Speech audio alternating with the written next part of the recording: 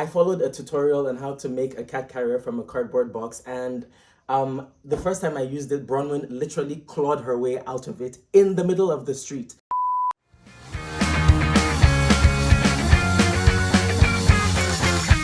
Hi, my name is Suleiman, this is Bronwyn, and this is Winifred. Welcome to our channel. Today I'm going to be giving you a list of things that your cats actually need, but first, please subscribe to this channel to join the community of cat lovers I'm building over here. Every week I post cat care tips. Anyway, without further ado, let's get into the video.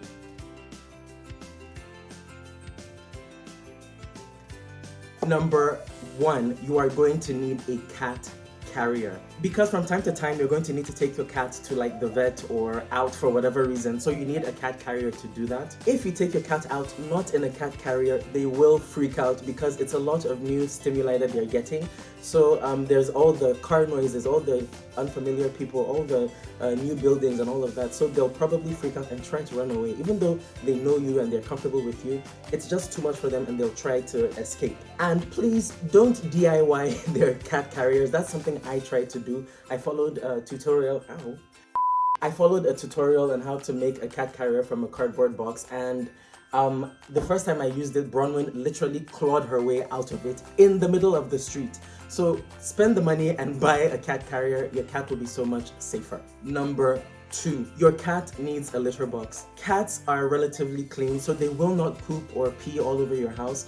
But if you don't have a litter box, they will do that. 100% they will poop in your house if you don't get them a litter box. I feel like that one is pretty self-explanatory, so I'm not going to go into it in detail. I just included it in the list because I feel like some people might not know this. But yeah, your cat needs a litter box. Oh, and also you don't need a fancy litter box with like fancy litter. You just, like, I use like a big bucket with sand. I buy sand relatively inexpensively and fill my bucket with the sand, and that's my cat's litter box, and I change it out like every 2 to 3 days. So if you do that, you'll be fine. You don't need to get the expensive version of that. Number 3, your cats need to eat out of shallow ceramic bowls. Do not feed your cat out of a deep bowl because the edges of the bowl can interfere with their whiskers. They can get whisker fatigue, which I hear is not good for cats. And also, you should use a ceramic bowl as opposed to a plastic one, because plastic is harsh on their lips because they drag their lips on the bowl. So ceramic is easier for their mouths.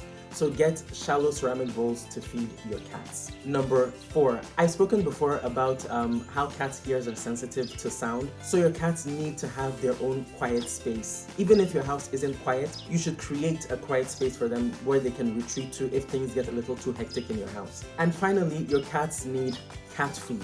And that might sound obvious, but what I mean by that is your cats need food that is specialized for cats. Cats are mostly carnivores, so they need to have a higher percentage of meat products in their food. And prepackaged cat food, that's the wet food and dry food, has a higher percentage of meat product than other brands of pet food. And I'm saying this because when I first got my kittens, I got a lot of advice like, just feed your kittens pasta or feed them rice or whatever. People told me that my cats will eat these foods, and yeah, the cats will eat them, but it will lead to health problems like dehydration, constipation, diarrhea, and then you'll have a bigger problem on your hands. So feed your cats specialized cat food. Anyway, that's all I have for this week. I hope you liked this video. If you did, please leave a thumbs up and don't forget to subscribe to this channel. I will see you in the next one.